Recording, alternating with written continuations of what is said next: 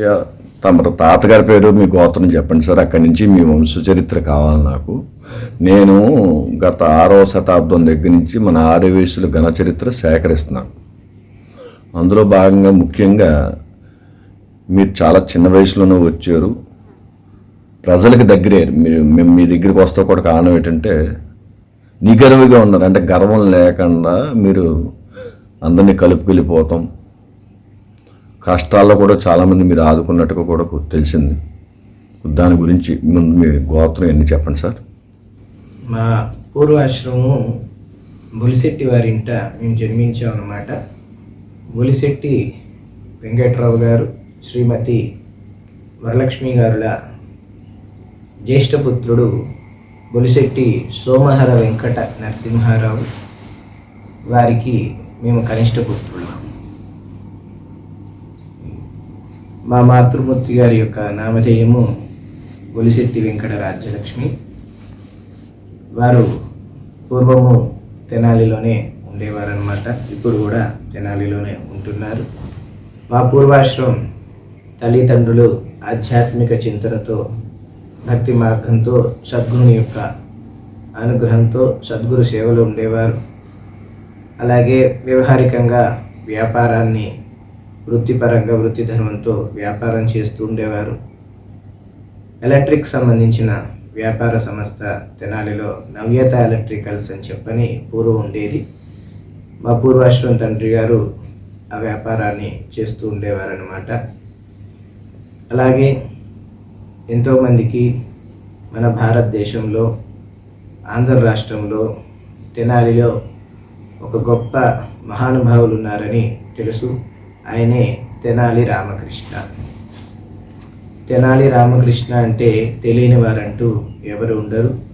అటువంటి తెనాలి రామకృష్ణకి ఎంతో చక్కటి పాండిత్యం ఉంది. అలాగే తెనాలి రామకృష్ణకి అపారమైన భక్తి కూడా ఉన్నది. తెనాలి రామకృష్ణ వారు విశేషంగా దేవి ఆరాధన చేసేవాళ్ళు అన్నమాట. వారు విశేషంగా తెనాలిలో ఉన్న అష్టభుజ దుర్గాదేవి అనే అమ్మవారికి విశేషంగా ఆరాధన చేస్తూ ఉండేవారు. అలాగే తెనాలి అంటే కళలకు కానాచి అంటారు. కవిత్వానికి, కళలకి, హరికథలకు, నాటక ప్రదర్శనకు తెనాలికి ఒక విశేషమైన స్థానం ఉన్నది. అలాగే తెనాలికి ఆధ్యాత్మికకు ఒక అగ్రపీఠము, అగ్రస్థానం అని కూడా చెప్తూ ఉంటారు. జగద్గురు భగవత్పాద ఆదిశంకరాచార్యుల వారు స్థాపించిన చతుర్నామ పీఠాధిపతులు, అలాగే విశేషమైన ఆధ్యాత్మిక గురువులు, ఆధ్యాత్మిక ప్రవచనకర్తలు కూడా తెనాలికి వచ్చి ఆధ్యాత్మిక బోధన, ధర్మ మార్గాన్ని చేస్తూ ఉండేవారు. అలాగే తెనాలిలో శ్రీ విద్యాపీఠం, శ్రీ లలిత మహాత్రిపుర సుందరి అనుష్ఠాన శక్తి కేంద్రంగా ఉండేదన్నమాట. ఆ శక్తి కేంద్రంలో మాతృశ్రీ తటవర్తి జయలక్ష్మమ్మ గారని అమ్మగారు గురువుగా ఉంటూ వ్యవహారంలో అమ్మ ఎంతో సేవలు చేస్తూ ఆయుర్వేదం విద్యను చక్కటి అవకాశం పట్టినవారు. ఎవరికి ఏ రోగం వచ్చినా కూడా వారికి ఆ రోగానికి సంబంధించిన మెడిసిన్ ఇచ్చేవారు. ఆ ఔషధాన్ని స్వీకరించిన కొద్దిగా రోజుల్లోనే వాళ్ళ సంపూర్ణ ఆరోగ్యాన్ని పొందుతూ ఉండేవారు. వీటితో పాటు వేదాంతము, ఉపనిషత్తులు, భగవద్గీత, అనేకమైన స్తోత్రాలు, శంకర భాష్య ప్రకరణ గ్రంథాలకు సంబంధించినవి కూడా అమ్మగారు బోధన చేస్తూ ఉండేవారు. మా తాతమ్మ గారు అనగా బొలిశెట్టి వరలక్ష్మి అమ్మగారి యొక్క అమ్మగారు అన్నమాట. మా తాతమ్మ గారు, అలాగే మా నాయనమ్మ గారు, మా అమ్మగారు, తర్వాత మేము, అలాగే మా పూర్వాశ్రమంలో మా సోదరి కుమారునికి, మా అందరికి కూడా మంత్రోపదేశము, అక్షరాభ్యాసం కూడా చేయించింది ఒకే గురువు అన్నమాట. మాకు 5 తరాల వారిని అనుగ్రహించారు మాతృశ్రీ తటవర్తి జయలక్ష్మమ్మ గారు. అమ్మగారు హఠయోగ సిద్ధురాలు. అలాగే వారి పూర్వ గురువు మాతృశ్రీ కామేశ్వరమ్మ గారు. అమ్మగారు కూడా చాలా తపస్సంపన్నురాలు, యోగ నిష్ఠాగరిష్ఠులు. అలాగే గ్రామంలో ఉండే, అనగా ఈరోజు తెనాలి పట్టణంగా ఉంది, ఆ తెనాలి పట్టణం నుండే మాతృమూర్తులకు గృహిణులందరికీ కూడా ఆధ్యాత్మిక చింతన ఉండాలని, అలాగే విద్యార్థులకు ఆధ్యాత్మిక ప్రబోధన ప్రధానంగా ఉండాలని భగవద్గీత, లలితా సహస్రనామ స్తోత్రం, విష్ణు సహస్రనామ స్తోత్రం, అనేకమైన స్తోత్రాలు, వాసవి అమ్మవారి యొక్క అష్టకాలు ఇవన్నీ కూడా అందరికీ బోధన చేస్తూ ఉండేవారు.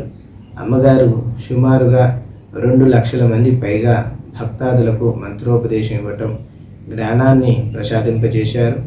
తెనాలిలో పుట్టి పెరిగి ఉన్న ఆడపిల్లలు ఏ ఊరికైనా వెళ్ళినా కానీ వాళ్ళు తెనాలి అనగానే వారు ఒకటే చెప్తారు, మేము చిన్నప్పుడు గురువుగారి దగ్గర భగవద్గీత నేర్చుకున్నాము, మాతాజీ మాకు ఇట్లా అనుగ్రహింపజేశారని చెప్తూ ఉండేవారు.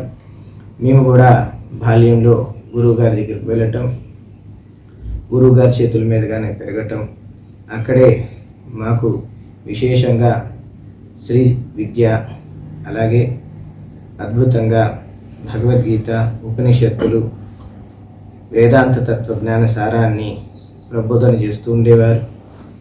వారి యొక్క ఆధ్యాత్మిక చింతన చాలా విశేషంగా ఉండేది. ఎవరికి కూడా వారు చెప్తున్న బోధ చాలా అందటానికి కూడా కష్టంగా ఉండేది. ఎవరికి కూడా సాధ్యం కానిది అంత జ్ఞానమైన బోధ చెప్తుండేవారు. వారు శిష్యులు, అనువాయులు ఎవరైతే పూర్తి ఆత్మజ్ఞానం కలిగి ఉంటుందో, ఆత్మ పరిశోధన ఉంటుందో వారికి మాత్రమే మాతాజీ బోధ మాత్రమే అర్థమవుతూ ఉండేది. కాలక్రమేణంగా అందరికీ సంస్కృత శ్లోక వచనాలు చెప్పాలంటే కష్టమని లౌకిక భాషను అనుసరించి బోధ చెప్తూ ఉండేవారు. అట్లాగే మాకు బాల్యంలో 8వ సంవత్సరంలో గురువుగారి దగ్గర చక్కగా విద్యను సంపూర్ణత చేసుకున్నాం. గురువుగారి దగ్గర ఆ తరువాతి విశేషంగా వేదాధ్యయనం చేయాలి, వేద పఠనం కావాలి అని చెప్పని మమ్మల్ని గురువుల దగ్గర పంపించటం, అధ్యాపకులను పిలిపించి మరలా వేదం చెప్పించటం, ఇలా విశేషమైన కార్యక్రమాలు చేస్తూ ఉండేవారు. అలాగే నైమిషారణ్యంలో ఆనంద తీర్థ స్వామివారని, వారిని ఆనంద్ బాబాజీ అంటుంటారు, ఆనంద్ మహారాజ్ అని అంటుంటారు, ఆనంద సరస్వతిగా కూడా వారిని కొననాడుతూ ఉంటారన్నమాట. నడిచే సరస్వతి స్వరూపం ఆ మహారాజు.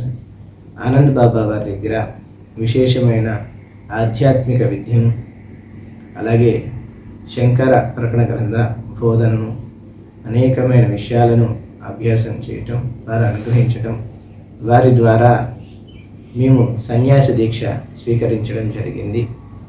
బాల్యంలోనే సన్యాస దీక్ష తీసుకోవటం వలన వ్యవహారికంగా అందరూ బాలస్వామి, బాల అంటూ పిలిచేవారు. అదే బాలస్వామీజీగా మారింది. మా పూర్వాశ్రమం గొలిశెట్టి వెంకట ప్రదీప్ శ్రేష్ఠి అన్నమాట. సన్యాసం తీసుకున్నాక ప్రజ్ఞానంద సరస్వతిగా నామకరణాన్ని మార్చడం జరిగింది.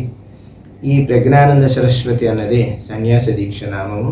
వ్యవహారికంగా బాలస్వామీజీగా అందరికీ బాగా పరిచయంగా ఉంటుంది. స్వామి యొక్క అనుగ్రహం అపారంగా ఉంది గురువులది. అందుకనే నీ యొక్క ప్రజ్ఞ ఏంటో లోకానికి తెలియాలి, అందుకని నీకు ప్రజ్ఞానంద సరస్వతి అని నామకరణం చేస్తున్నానని గురువులు అనుగ్రహించారు. అయితే ఆ రోజు ప్రజ్ఞానంద సరస్వతి అంటే నేనేమో చిన్నపిల్లవాడిని, బాల్యంలో ఉన్నాను, ఆధ్యాత్మిక చింతన ఉంది, గురుబోధన ఉంది, వేద అధ్యయనం చేశాము, అంతా బాగుంది. కానీ ఏమి ప్రజ్ఞ ఉంది అంటే తెలియదు. ఈరోజు ఆ ప్రజ్ఞ ఏంటన్నది కాలమే చెప్తుందన్నమాట. తెనాలిలో పుట్టి, తెనాలిలో పెరిగి, లౌకికంగా శ్రీనివాస కాన్వెంట్ అనే విద్యా పాఠశాలలో విద్యను కొంత అభ్యసించి, తర్వాత వేదాధ్యయనం చేసి, వేదాంతాన్ని అభ్యాసం చేసి, ఆత్మ విచారణ చేసి, బ్రహ్మ విద్యని, ఆత్మజ్ఞానాన్ని, బ్రహ్మ పరతత్వాన్ని తెలుసుకున్నాము. ఆ తరుపతి మంచి జ్ఞాన మార్గంలో పయనించాలని బ్రహ్మభూతి పరమ పూజ్యశ్రీ స్వామి కృష్ణానందపురి వారు ఆత్మజ్ఞాన విద్యను ప్రసాదింపజేశారు. ఇప్పుడు వాసవి పెనుగొండ క్షేత్రానికి అఖిల భారత వాసవి పెనుగొండ టెంపుల్ ట్రస్ట్లో ఉన్న మేము పీఠాధిపతిగా బాధ్యత స్వీకరించి ధర్మ కార్యాలు చేస్తున్నాము. మా పూర్వ గురువే స్వామి కృష్ణానందపురి వారు. వారు మాకు బాల్యం నుంచి సుమారు ఇప్పుడు 25 సంవత్సరాల నుంచి వారికి మాకు ఎంతో అనుబంధం ఉంది. మా బాల్యం నుంచి వారు మా పూర్వాశ్రమంలో మా గృహానికి రావటం, వారు మమ్మల్ని అనుగ్రహింప చేయటం, వాటితో పాటు మాండిక్యోపనిషత్తుని, అలాగే వివేక చూడామణి, అద్భుతమైన శంకర ప్రకరణ గ్రంథాలను, విశేషంగా విష్ణు సహస్రనామ స్తోత్ర వైభవాన్ని, వాసవీమాత యొక్క పురాణ వైభవ తత్వాన్ని, బ్రహ్మ విద్యని, అలాగే బ్రహ్మసూత్రాలను, ఆత్మ విద్యని కూడా వారు బోధన చేస్తూ ఉండేవారు. వారికి మాండిక్యోపనిషత్తు అంటే చాలా విశేషంగా ప్రియంగా ఉంటుంది. మాండిక్యోపనిషత్తుని ఎక్కడికి వచ్చినా వారు అదే బోధన చేస్తూ ఉండేవారు ప్రధానంగా. అటువంటి మహానుభావులు వారు సంవత్సరం పైగా బ్రహ్మలీనమయ్యారు, అనగా అమ్మవారిలో ఐక్యమయ్యారు. స్వామివారు ఎప్పుడైతే అమ్మవారిలో ఐక్యమయ్యారో ఆ సమయం మాకు చెప్పారు. వెంటనే స్వామివారు అమ్మవారిలో ఐక్యమయ్యారన్న విషయాన్ని తెలుసుకొని మేము తెనాలి నుండి పెనుగొండకు వచ్చి ఒక సన్యాసికి, ఒక పీఠాధిపతికి ఏ కార్యక్రమాలు చేయాలో అది అందరికీ తెలియదు. మేము సన్యాస ధర్మాన్ని అనుసరించి వెళ్తున్నాం కాబట్టి స్వామివారికి ఏం చేయాలో ఆ విషయాలన్నీ తెలుసుకొని మేము చేస్తాము, మాకు తెలిసినవి మేము చెప్తాము, మీరు ఆచరణ చేయండి అని ఈ అఖిల భారత వాసవి పెనుగొండ టెంపుల్ ట్రస్ట్ అధ్యక్షులైన డాక్టర్ పిఎన్ గోవిందరాజులు వారు, అలాగే ఈ వాసవి శాంతి ధామంలో ఉన్న మేనేజర్ జనార్దన్ గారు, అలాగే అర్చక స్వాములు వారు కూడా మాతో చరవాణిలో సంభాషణ చేయటం జరిగింది. కాన్ఫరెన్స్లో ముగ్గురు. ఆ సమయంలో కమిటీ వారు కూడా కాన్ఫరెన్స్లో ఉండి మాట్లాడారు. అప్పుడు మేము చెప్పాము, అలాగే కార్యక్రమాలన్నీ దగ్గరుండి చేయిస్తామండి, మేము వస్తామని చెప్పాము. కావాల్సిన ద్రవ్యాలన్నీ కూడా వారు ఏర్పాటు చేశారు మేము లిస్ట్ ఇస్తే. అలాగే మేము కూడా ఇక్కడికి రావటం, అదే సమయానికి సాధు మహాత్ముల్ని, మహనీయుల్ని, పీఠాధిపతుల్ని, మఠాధిపతుల్ని అందరికి కూడా విషయాన్ని తెలియపరిచాము.